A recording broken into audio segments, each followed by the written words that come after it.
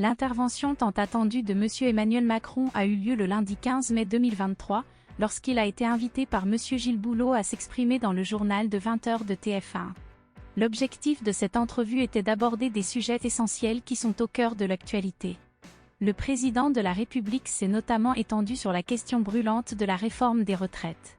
Il a déclaré dans un premier temps: « Nous sommes confrontés à un problème de déficit qu'il est impératif de résoudre. Cette réforme était nécessaire et elle génère davantage de richesses.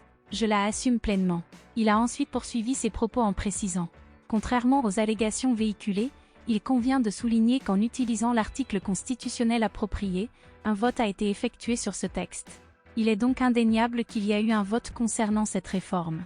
De plus, le gouvernement a remporté ce vote, ce qui signifie qu'il n'y avait pas de majorité en faveur de son rejet. » Par la suite, le président de la République a adopté une attitude offensive envers certains politiciens, les accusant d'avoir abandonné leur position, y compris ceux qui, au sein du Parlement, avaient défendu avec bravoure l'idée des 65 ans lors de la campagne présidentielle.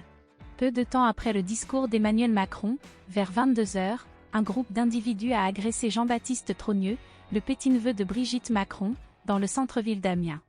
Le jeune homme aurait été victime de violences physiques, subissant des coups de poing et des coups de pied. Il s'est recroquevillé pour se protéger, mais présente des blessures à la tête, au visage, aux genoux et à un doigt, selon les explications de son père, Jean-Alexandre Trogneux. Ces actes se sont déroulés en bas du domicile de la victime, à proximité de la chocolaterie familiale dont il est le responsable. Depuis lors, 8 individus, dont 7 hommes et une femme, ont été appréhendés et placés en garde à vue, d'après les informations de BFM TV provenant d'une source policière. Le mardi 16 mai 2023, Brigitte Macron a exprimé son opinion sur cette agression à travers une déclaration transmise à l'AFP, comme le rapporte également BFM TV. « Je suis totalement solidaire de ma famille et je suis en contact permanent depuis hier à 23h avec Jean-Baptiste et Jean-Alexandre.